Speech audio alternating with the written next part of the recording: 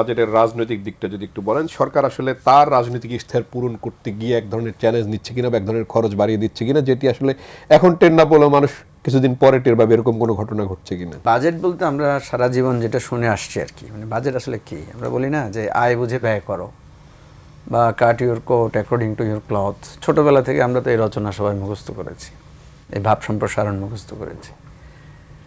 আমাদের এই বাজেট কিন্তু সেই ভাব সম্প্রসারণকে রক্ষা করছে না। আমাদের বাজেটে সাধারণত যেটা হয়, আগে খরচের দিক ঠিক হয়, তারপর আমরা কীভাবে আয় করব। এবং আয় করতে গিয়ে আমরা যদি দেখি যে একটা ব্যয়ের জায়গা, একটা আয়ের জায়গা, আর ওভারঅল বাজেট সম্পর্কে কথা। ওভারঅল বাজেট যদি দেখি, যে আগে যা বাজেট ছিল এবার আরও বেড়েছে। আগে বাজেটও ঋণ নির্ভর ছিল, এবারের বাজেটও ঋণ নির্ভর। আগের বাজেটও একটা ঘাটতি, বড় অংশ ঘাটতি ছিল, এবারের বাজেটও ঘাটতি। তার মানে হচ্ছে আগের বাজেটেরই এটা একটা অনুসরণ, মানে এটাতে আমরা গতানুগতিক বলতে পারি বা ধারাবাহিক একটা বাজেট বলতে পারি। এটাতে nothing as a whole theoretically এটাকে খুব বেশি চেঞ্জ নেয়। যেমন গত বছর যেটা করেছিল অন্তর্বর্তীকালীন সরকার, তারা আগের বছরে যাতে কমিয়ে দিয়েছিল বাজেট, তাহলে এটা একটা যে আমি খরচ কমিয়ে ফেললাম, ঠিক আছে। আমাদের মতো দেশ যারা প্রায় আপনার 24 লাখ কোটি টাকা অলরেডি আমাদের ঋণগ্রস্ত, আমরা একটা রাষ্ট্র, এরকম রাষ্ট্রে আপনি যাকেই ক্ষমতায় বসায় দেন, ধরেন আমরা এই 5-6 জনকে মিলে এখন যদি একটা রাষ্ট্র সরকার করে দেয়, আমরা যে খুব ভালো একটা বাজেট দিতে পারবো তা না। তবে আমরা একটা কাজ করতে পারতাম, আমরা 6 জনে মিলে যদি বলি যে ঠিক আছে আমরা এখানে শুধু লাল চাই খাবো, অন্য কিছু খাবো না, আমরা যদি বলি যে এখানে লাইট কম হবে, কমাই দিতে না, অর্থাৎ আমরা একটা কাজ করতে পারি যে আমাদের খরচ কমাইতে পারি। আমাদের বাজেটটা আমরা যদি সবাই একমত হই যে ঠিক আছে, আমাদের মধ্যে দ্বিমত থাকতে পারে, কিন্তু আসেন আমাদের দেশটা যেহেতু মানে ঋণগ্রস্ত, আমরা আমাদের অন্য জায়গায় কাটেল করি। এখন দেখা যাচ্ছে কর্মচারীদেরও বেতন বাড়তেছে, ঠিক আছে, সকল ধরনের আপনার প্রোডাকশন ইস্যু, বিদ্যুতের দাম, গ্যাসের দাম, সব কিছু বাড়তি, ঠিক আছে। এখন এই যে কথা আসলে কয়েকদিন আগে যে দাওয়াতের পরিমাণ কমানো যায় কিনা, বিদ্যুৎ কনজামশন কিন্তু কমানোর অনেকবার অনেক রকমের ব্যবস্থা হয়েছিল। অর্থাৎ আমাদের ওই রকমই বাজেট করা উচিত ছিল অ্যাকর্ডিং টু ইউর ক্লথ, যে আমরা আমাদের ব্যয়টাকে কমায় ফেলবো, আমাদের যে পরিচালন ব্যয়, বেসিক্যালি পরিচালন ব্যয়টা কমানো।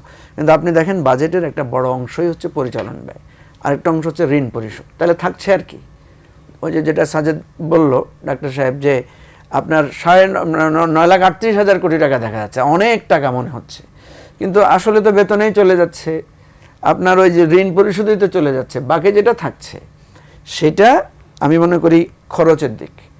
খরচের দিকে যেটা আছে এটাকে আমি বলবো যে মোটামুটি, আমি সমালোচনা জায়গা দেখতে গেলে দেখা যায় লাস্টের দিকে এসে যেটা প্রধানমন্ত্রী একটু সুপারিশ দিয়েছেন, এটাকে খুব বেশি ইমব্যালেন্স মনে হচ্ছে না, ঠিক আছে। খরচের জায়গা থেকে এদিক থেকে টেনে খিচড়ে কিছু করা হয়েছে, শিক্ষায় একটু, স্বাস্থ্যে একটু, ওই যে এর জন্য নতুন উদ্যোক্তাদের জন্য কিছু বরাদ্দ, এই বরাদ্দ জাস্ট একটু ভাগ বাটোয়ারা করা হয়েছে। বাট আয়ের জায়গাটা যদি আমরা দেখি যে ঠিক আছে, আমি তো এখন খরচ করব, এত ভারী এত বেতন দিব, এত বিদেশি ঋণ শোধ করব, দেশি ঋণ শোধ করব, আর শিক্ষা, স্বাস্থ্যে, নানা ক্ষেত্রে, পরিবেশে এই টাকাগুলো ব্যয় করবো। এখন আয় করবো কোত্থেকে? আয়ের জায়গাটাই আমি যদি সমালোচনার দৃষ্টিতে দেখি, তাহলে সেটা অ্যাম্বিশাস হয়েছে সব, কারণ অতীতে আপনি কখনো এত আয় করতে পারেন না। এখন অ্যাম্বিশাস হয়ে আপনি যদি এখানে মনে করেন যে আমি একটা ফাঁকি দেব, অর্থাৎ দিলাম আয় হলো না, তখন আরও লোন করব, তার মানে আপনি যা লোন করতে চাইছিলেন আপনি আরও বেশি লোন করে এই বাজেট শেষ করবেন, তাহলে এটা হবে একটা ফাঁকিবাজি। লোনের সুযোগটা আছে কিনা ব্যাংকিং খাতের যে দুরবস্থা অভ্যন্তরীণ? এখন ধরেন লোন, মানে তখন দেখা যাবে যে ব্যাংকিং খাতে যদি আপনি আরও লোন করেন, পিপল আর লোন পাবে না। এখন তো অলরেডি মানুষের লোন বন্ধ। এখন যে খুব বেশি ব্যবসায়ীরা লোন পাচ্ছে, বিষয়টা বিনিয়োগ বাড়ছে না। তার বিদেশ থেকে যদি আপনি নানা চড়া সুদে, নানা কঠিন শর্তের লোন আনেন, সেটা তো আনতে পারেন। প্রশ্ন হচ্ছে যে আপনার আসলে করণীয় কি? আপনার আসলে করণীয় হচ্ছে, আপনি আয়ের যেই টার্গেটটা নিয়েছেন, প্রায় মনে হয় 6 লাখ কোটি টাকা, না 6 লাখ বেশি, 6 লাখ বেশি, প্রায় 7 লাখ কোটি টাকার কাছাকাছি, 6,90,000 সম্ভবত। এই আমি মনে করি it should be the challenge, যে আমরা এই 6,90,000 কোটি টাকা কীভাবে করব। সরকার বলছে যে আমরা মানে কমাবো, ট্যাক্স কমাচ্ছি, ট্যাক্সের মানে পরিমাণ কমাচ্ছি, কিন্তু আওতা বাড়াচ্ছি। এখন আওতা কিভাবে আপনি বাড়াবেন? আওতা বাড়াতে গেলেই আপনাকে একটা জিনিসে যদি আপনি সাকসেসফুল হতে পারেন, সেটা হচ্ছে যে আপনি দেখেন আমাদের দেশে যারা যারা ট্যাক্স দেয়, সে যদি ধরেন মাসে যদি মানে সে যদি বছরে যদি ধরেন 70,000 টাকা বা 1 লাখ টাকা ট্যাক্স দেয়, আরও 1 লাখ টাকা সে ঘুষ দেয় নানা কারণে। এটা কিন্তু ভোক্তার কাছ থেকে অর্থাৎ ট্যাক্স পেয়ারের কাছ থেকে চলে যাচ্ছে। সে আলটিমেটলি 2 লাখ টাকা ট্যাক্স দিচ্ছে, কিন্তু 1 লাখ টাকা সরকারি খাতে জমা হচ্ছে, আর 1 লাখ টাকা ফরিয়া মাঝখানে ঘুষ টুস এগুলো নিয়ে যাচ্ছে। সরকার যদি পিপলকে এটা অ্যাসিওর করতে পারে যে আপনার যা ট্যাক্স সরাসরি সেটা ট্যাক্সেশনের আমাদের খাতে আমাদের বক্সে জমা হবে, তাইলে কিন্তু এটা সম্ভব। আপনি জরিপ করলে দেখবেন প্রত্যেকের, আমাদের এখানে যদি আপনি জরিপ করেন আপনি দেখবেন সে যে পরিমাণ ট্যাক্স দেয় প্রায় সমপরিমাণ টাকা সে নানা ঘুষ টুস নানা ফাঁকিবাজির কথা বলে সে নানাভাবে উকিলকে বা ওই যে ওখানকার ট্যাক্স সার্কেলের লোকদেরকে তারা দেয়। তো আমার কথা হচ্ছে যে এই আয়ের দিকে যদি তারা অ্যাম্বিশাস থেকে বাস্তবতায় সিরিয়াস না হয়, তাহলে এই বাজেট হবে একটা ফাঁকিবাজির বাজেট।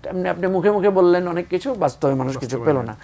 আর সবচাইতে বড় কথা যেটা, আমাদের রাষ্ট্রটাই যদি ঋণ খেলাপি হয়ে যায়, অর্থাৎ আপনি ঋণের পরে ঋণ করে করে যদি আপনি চলেন, আলটিমেটলি এই রাষ্ট্র তো ভবিষ্যতে একটা ভয়ানক আরেকটা বিপর্যয়ের দিকে যাবে, এবং সেই বিপর্যয় কিন্তু আলটিমেটলি বাজেট তখন অনেক কমে যাবে, এমন একটা সময় আসবে। ঠিক আছে, সেজন্য বলছি যে আমাদের মূল জায়গা যেখানে যেখানে যেখানে আমাদের এই যে ব্যয়ের ব্যাপারে আমি আরো একটা কথা বলি আপনাকে, আমাদের কিন্তু জ্বালানি খাতে একটা ঋণ বা ওই যে ভর্তুকি বাবদ একটা বিরাট টাকা এখানে খরচ হয়, এগুলো কিন্তু সরকারকে কাটেল করে আনতে হবে।